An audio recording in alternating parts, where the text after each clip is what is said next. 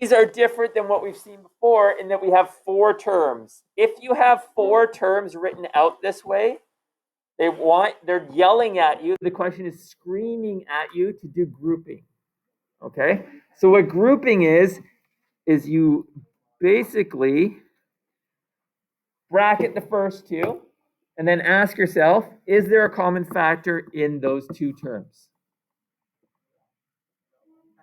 X. X is common in both those. So I can pull out an X. And that becomes X plus 3. Okay?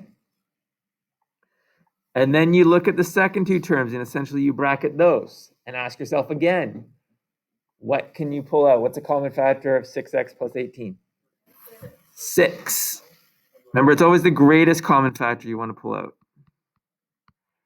You know you are doing grouping correctly if the 2 brackets here match. Okay? If those match, you're on the right track. If they don't, you've probably done something wrong. Okay? So now this question is like the ones up here. So this is what we did yesterday. Remember where we have brackets that are the common factor and we pull out one of the brackets? That's the same thing here. So what is common in this whole expression now? X plus 3. So that is what comes outside. What is left inside? X plus 6. And you are done. Okay? Second one. Bracket the first 2. What's a common factor? 2x. So I'm left with 4x minus 1. 4x minus 1, right? Because you divide by what you took out. What's common in the second set? 3. Am I doing it right? Or are we on the right track, I guess I should say? Why? Because the brackets are matching. Then what do you pull out? 4x minus 1 is the common factor.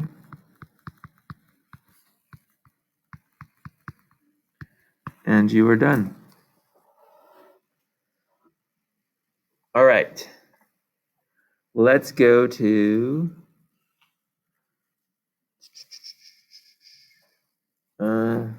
let's go to D here. 6a squared minus 9a minus 2a plus 3. All right. Bracket the first 2. What's common? 3a.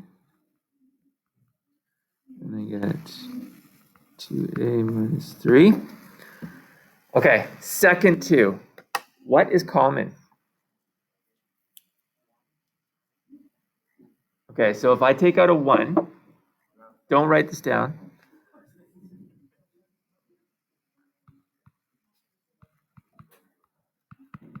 I get that, right? Sorry? I'm just saying that if I took out a positive 1. Okay. Are the brackets the same? No. But do they look close? So if they look close, what do you want to factor out? Sorry? Yeah, the negative. It's this thing right here. If they're close, you factor out a negative 1. Okay? So what I want to do is factor out a negative 1. And then that'll flip all the signs. So I'll get 2a minus 3.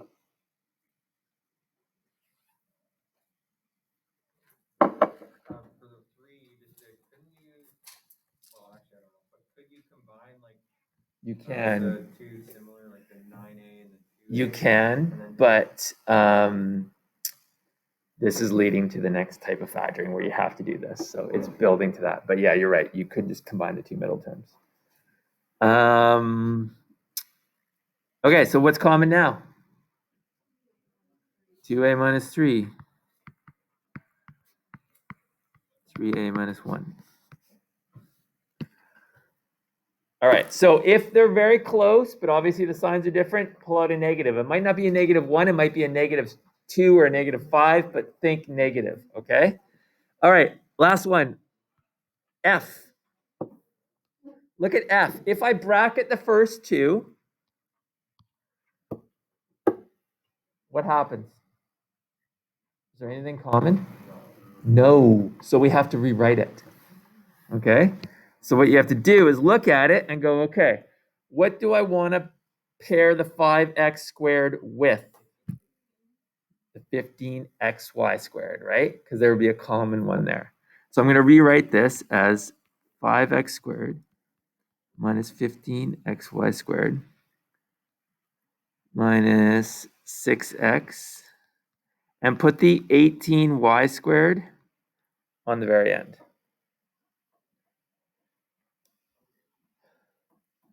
Now you can bracket the first two. What can I pull out?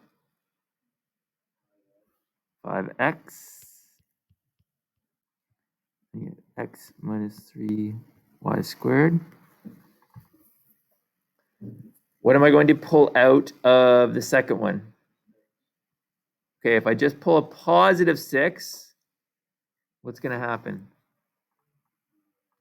If I pull a positive 6, I'm going to get negative x plus 3y squared. Does that match?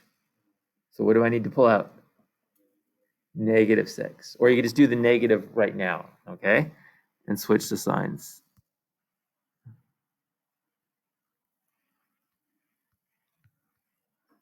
Yeah, x minus 3y squared.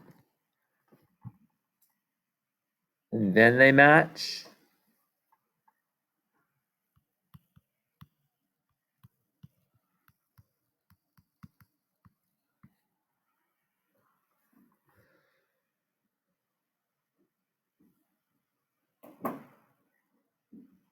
Is that okay? So bracket the first two. If they don't match, you're going to have to rearrange the equation, but you're allowed to do that. And then just bracket, factor, and go for it. All I want you to do is what number do I want you to do? 3. Just number 3, please.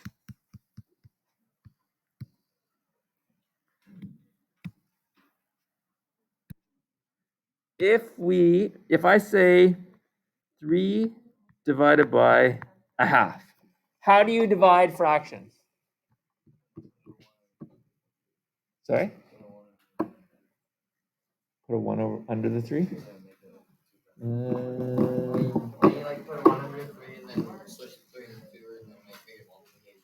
Okay, so is that what you're trying to say? You flip the second one and multiply. Sorry? Yeah.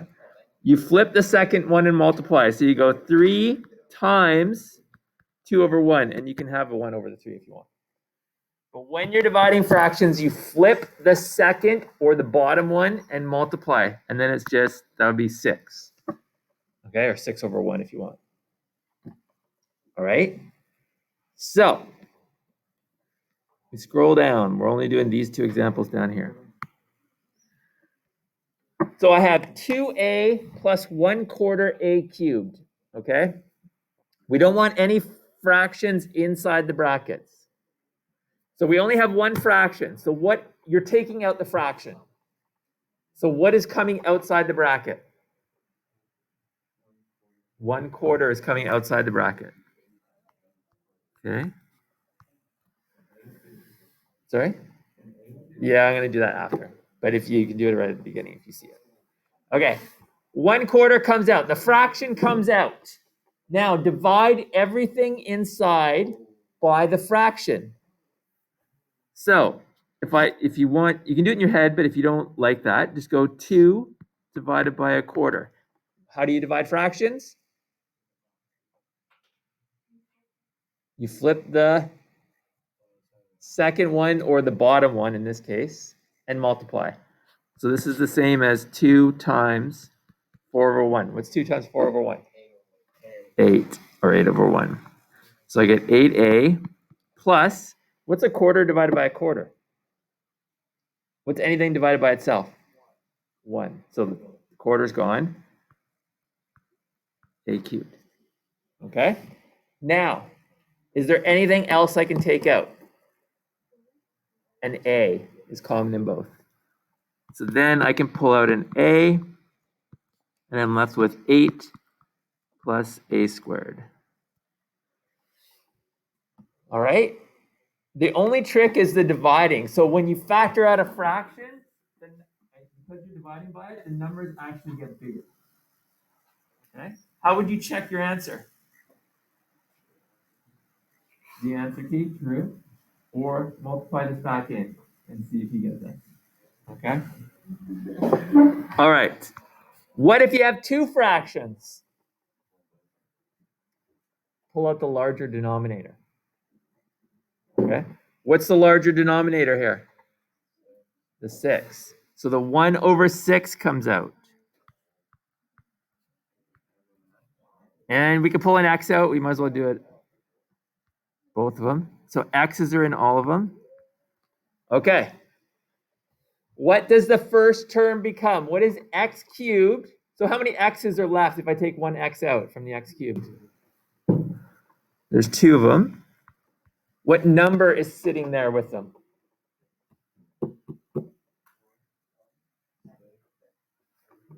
6, right? Because there's a 1 there. So I'm going 1 divided by 1/6, which is 1 times 6 over 1, which is just 6. So I get 6x squared